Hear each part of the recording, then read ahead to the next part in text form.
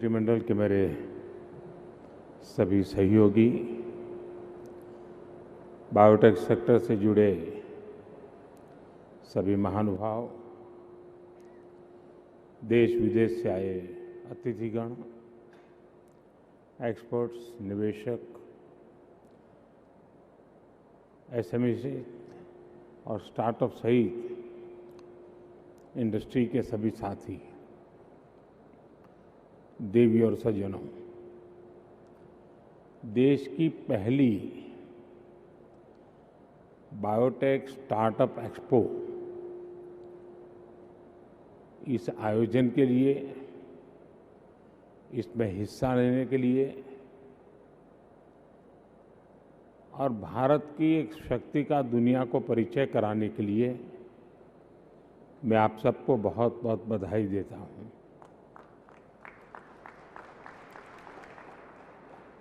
ये एक्सपो भारत के biotech sector की एक्सपोनेंशियल जो ग्रोथ का प्रतिबिंब है। बीते 8 साल में भारत की बायो इकोनॉमी 8 गुना बढ़ गई है। 10 अरब डॉलर से 80 अरब डॉलर तक हम पहुंच चुके हैं। भारत बायोटेक के ग्लोबल इकोसिस्टम में टॉप 10 देशों की लीग में पहुंचने से ज्यादा दूर नहीं है। नए भारत की इस नई छलांग में biotechnology industry research assistance council यानी बायरेक की बड़ी भूमिका रही है। बीते वर्षों में भारत में बायो इकोनॉमी का, रिसर्च और इनोवेशन का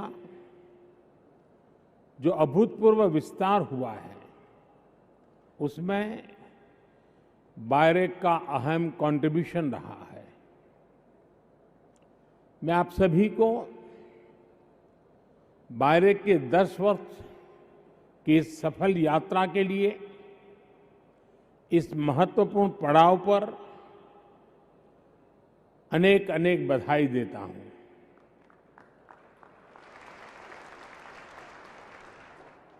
यहां जो एग्जीबिशन लगी है, उसमें भारत के युवा टैलेंट, भारत के बायोटेक स्टार्टअप्स, इनका सामर्थ्य और बायोटेक सेक्टर के लिए भविष्य का रोड मैप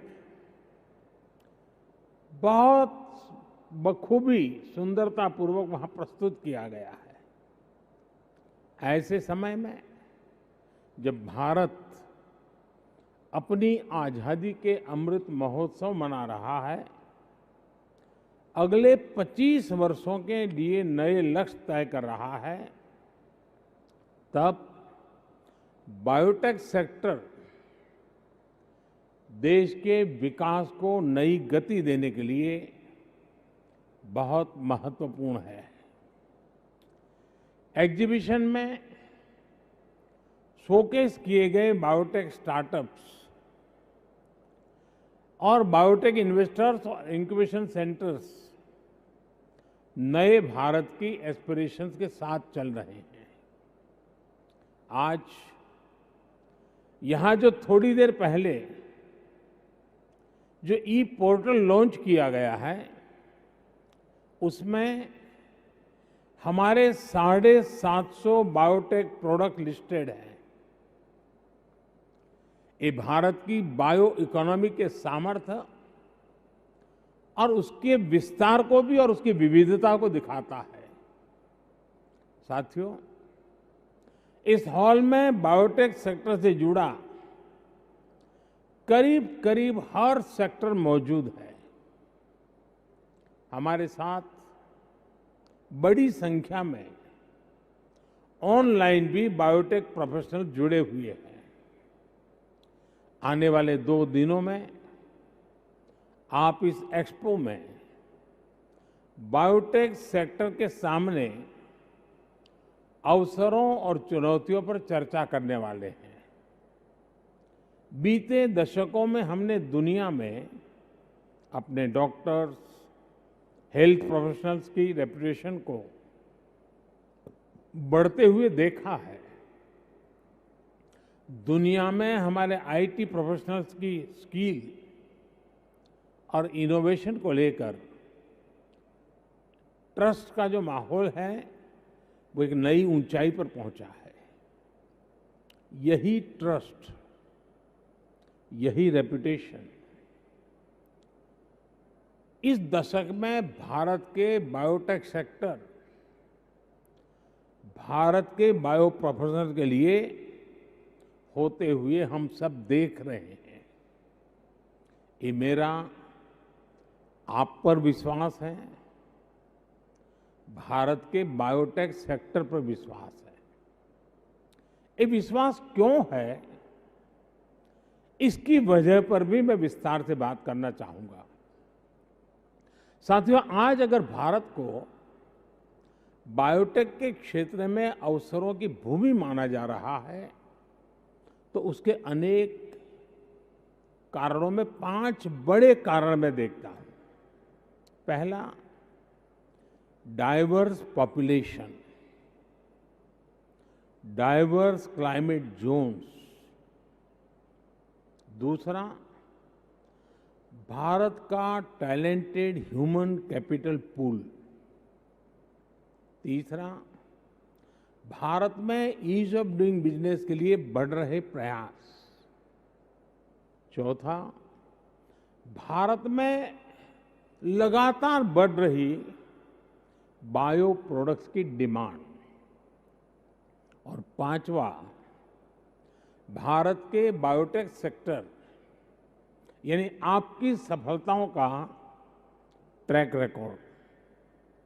ये पांचों फैक्टर्स मिलकर भारत की शक्ति को कई गुना बढ़ा देते हैं। साथियों, बीते 8 साल में सरकार ने देश की इस ताकत को बढ़ाने के लिए निरंतर काम किया है। हमने होलिस्टिक और होल ऑफ गवर्नमेंट अप्रोच पर बल दिया है। जब मैं कहता हूं सबका साथ, सबका विकास, तो ये भारत के अलग अलग सेक्टर्स पर भी लागू होता है।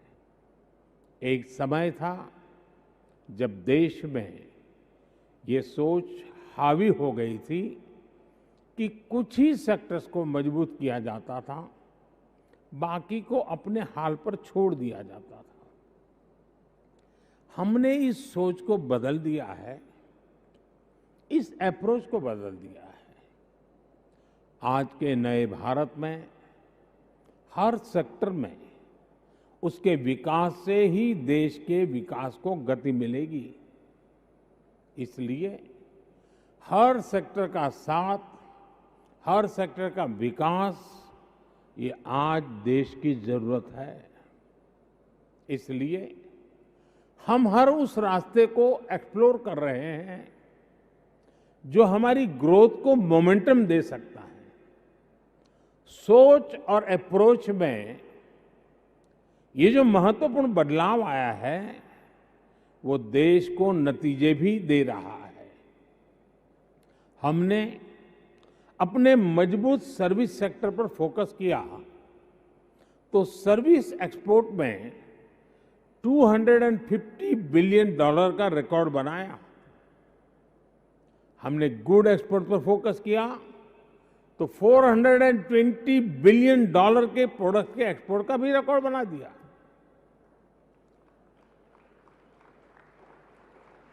इन सबके साथ ही हमारे प्रयास अन्य सेक्टर्स के लिए भी उतनी ही गंभीरता से चल रहे हैं। इसलिए ही हम अगर टेक्सटाइल के सेक्टर में पीएलआई स्कीम को लागू करते हैं तो ड्रोन्स, सेमीकंडक्टर्स और high efficiency solar PV modules, इसके लिए भी इस स्कीम को आगे बढ़ाते हैं। बायोटेक सेक्टर के विकास के लिए भी भारत आज जितने कदम उठा रहा है वो अभूतपूर्व है।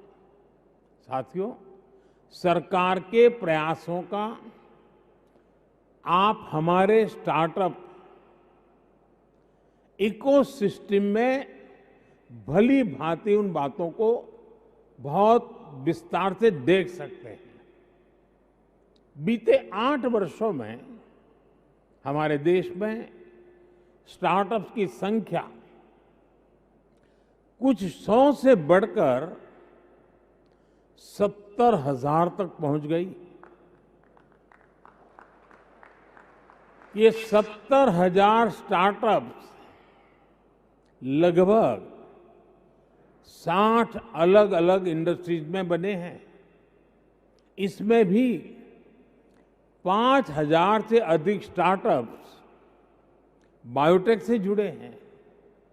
यानी भारत में हर 14वां स्टार्टअप बायोटेक्नोलॉजी सेक्टर में बन रहा है। इनमें भी 1100 से अधिक तो पिछले साल ही जुड़े हैं। आप अंदाजा लगा सकते हैं कि देश का कितना बड़ा टैलेंट तेजी से बायोटेक सेक्टर की तरफ बढ़ रहा है। साथियों, बीते सालों में हमने Atal innovation mission, make in India और आत्मनिर्भर भारत अभियान के तहत जो भी कदम उठाए हैं उनका भी लाभ बायोटेक सेक्टर को मिला है। स्टार्टअप इंडिया की शुरुआत के बाद हमारे बायोटेक स्टार्टअप्स में निवेश करने वालों की संख्या में 9 गुना वृद्धि हुई है। बायोटेक इंक्यूबेटर्स की संख्या और टोटल फंडिंग में भी लगभग 7 गुना बढ़ोतरी हुई है। 2014 में हमारे देश में जहां सिर्फ 6 बायो इंक्यूबेटर्स थे, वहीं आज इनकी संख्या बढ़कर 75 हो गई है। 8 साल पहले हमारे देश में 10 बायोटेक प्रोडक्ट्स थे, आज इनकी संख्या 700 से अधिक हो गई है। भारत जो अपने फिजिकल इंफ्रास्ट्रक्चर और डिजिटल इंफ्रास्ट्रक्चर में अभूतपूर्व इन्वेस्ट कर रहा है, उसका लाभ भी बायोटेक्नोलॉजी सेक्टर को हो रहा है। साथियों, हमारे युवाओं में ये नया जोश, ये नया उत्साह आने की एक और बड़ी वजह है। ये पॉजिटिविटी इसलिए है क्योंकि देश में अब इनोवेशन का, R&D का एक आधुनिक सपोर्ट सिस्टम उन्हें उपलब्ध हो रहा है। देश में पॉलिसी से लेकर इंफ्रास्ट्रक्चर तक इसके लिए हर जरूरी रिफॉर्म्स किए जा रहे हैं। सरकार ही सब कुछ जानती है। सरकार की अकेली सब कुछ कर लेगी, इस कार्य संस्कृति को पीछे छोड़कर अब देश सबका प्रयास की भावना से आगे बढ़ रहा है। इसलिए भारत में आज अनेक नए इंटरफेस तैयार किए जा रहे हैं। बायरेक जैसे प्लेटफॉर्म्स को सशक्त किया जा रहा है। स्टार्टअप्स के लिए स्टार्टअप इंडिया अभियान हो, स्पेस सेक्टर के लिए इन स्पेस हो, डिफेंस स्टार्टअप्स के लिए आईडेक्स हो, सेमीकंडक्टर्स के लिए इंडियन सेमीकंडक्टर मिशन हो, युवाओं में इनोवेशन को प्रोत्साहित करने के लिए स्मार्ट इंडिया हैकेथॉन हो, ये बायोटेक स्टार्टअप एक्सपो हो, सबसे प्रयास की भावना को बढ़ाते हुए नए संस्थानों के माध्यम से सरकार इंडस्ट्री के बेस्ट माइंड्स को एक साथ एक प्लेटफॉर्म पर ला रही है। इसका देश को एक और बड़ा फायदा हो रहा है। रिसर्च और एकेडमिक, इससे देश को नए ब्रेक थ्रू मिलते हैं। जो रियल वर्ल्ड व्यू होता है उसमें इंडस्ट्री सहायता करती है और सरकार जरूरी पॉलिसी एनवायरनमेंट और जरूरी इंफ्रास्ट्रक्चर उपलब्ध कराती है। साथियों, हमने कोविड के पूरे कालखंड में देखा है कि जब ये तीनों मिलकर काम करते हैं तो कैसे कम समय में अप्रत्याशित परिणाम आते हैं।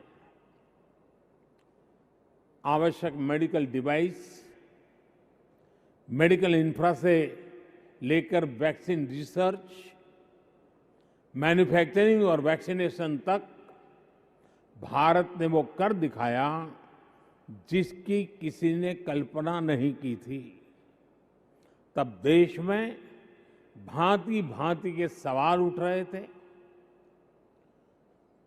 टेस्टिंग लैब नहीं है तो जांच कैसे होगी? अलग अलग डिपार्टमेंट्स और प्राइवेट सेक्टर के बीच कोऑर्डिनेशन कैसे होगा? भारत को कब वैक्सीन मिलेगी? वैक्सीन मिल भी गई तो इतने बड़े देश में सबको वैक्सीन लगाने में कितने साल लग जाएंगे? ऐसे अनेक सवाल हमारे सामने बार बार आए।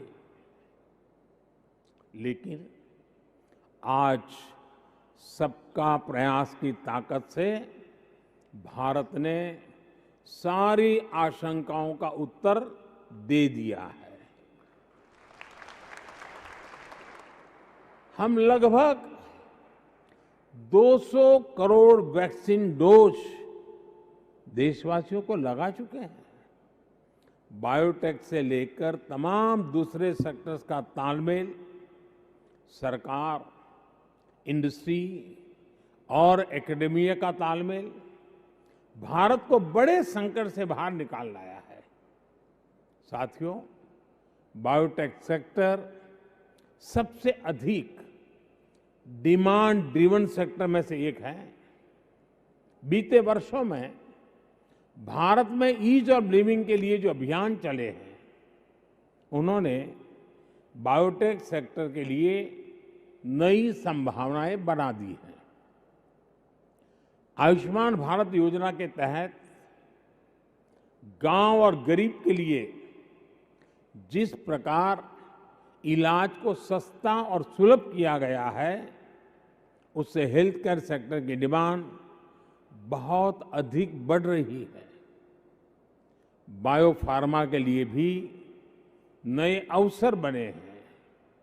इन अवसरों को हम टेलीमेडिसिन, डिजिटल हेल्थ आईडी और ड्रोन टेक्नोलॉजी के माध्यम से और व्यापक बना रहे हैं। आने वाले सालों में बायोटेक के लिए देश में बहुत बड़ा कंज्यूमर बेस तैयार होने वाला है। साथियों, फार्मा के साथ ही एग्रीकल्चर और एनर्जी सेक्टर में भारत जो बड़े परिवर्तन ला रहा है, वो भी बायो सेक्टर के लिए नई उम्मीद जगा रही है। केमिकल फ्री खेती को बढ़ावा देने के लिए भारत में आज बायो फर्टिलाइजर और ऑर्गेनिक फर्टिलाइजर को अभूतपूर्व प्रोत्साहन मिल रहा है। खेती और क्लाइमेट चेंज के असर को कम करने के लिए, कुपोषण को दूर करने के लिए बायो फोर्टिफाइड सीड्स को भी बढ़ावा दिया जा रहा है। बायोफ्यूल के क्षेत्र में जो डिमांड बढ़ रही है, जो R&D इंफ्रास्ट्रक्चर का विस्तार हो रहा है, वो बायोटेक से जुड़े एसएमईज के लिए, स्टार्टअप्स के लिए एक बहुत बड़ा अवसर है। हाल में ही हमने पेट्रोल में इथेनॉल की 10% ब्लेंडिंग का टारगेट हासिल कर लिया। भारत ने पेट्रोल में 20% इथेनॉल ब्लेंडिंग का टारगेट भी 2030 से 5 साल कम करके अब उसे 2025 कर लिया है।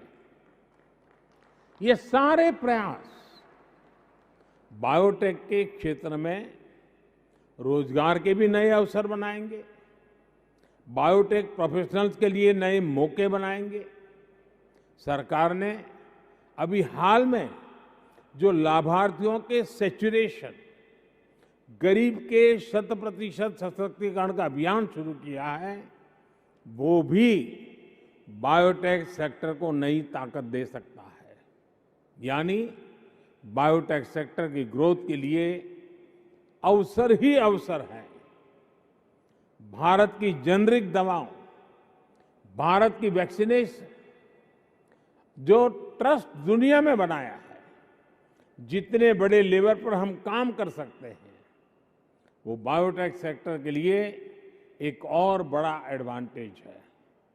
मुझे विश्वास है आने वाले 2 दिनों में आप बायोटेक सेक्टर से जुड़ी हर संभावना पर विस्तार से चर्चा करेंगे। अभी बायोटेक ने अपने 10 साल पूरे किए हैं। मेरा ये भी आग्रह है कि जब बायोटेक अपने 25 साल पूरे करेगा तो बायोटेक सेक्टर किस ऊंचाई पर होगा, उसके लिए अपने लक्ष्यों और एक्शनेबल पॉइंट्स पर अभी से काम करना चाहिए। इस शानदार आयोजन के लिए देश की युवा पीढ़ी को इस क्षेत्र में आकर्षित करने के लिए और देश के कौशल को दुनिया के सामने पूरे सामर्थ्य के साथ प्रस्तुत करने के लिए मैं आप सबको बहुत बहुत बधाई देता हूं, बहुत बहुत शुभकामनाएं देता हूं। बहुत बहुत धन्यवाद।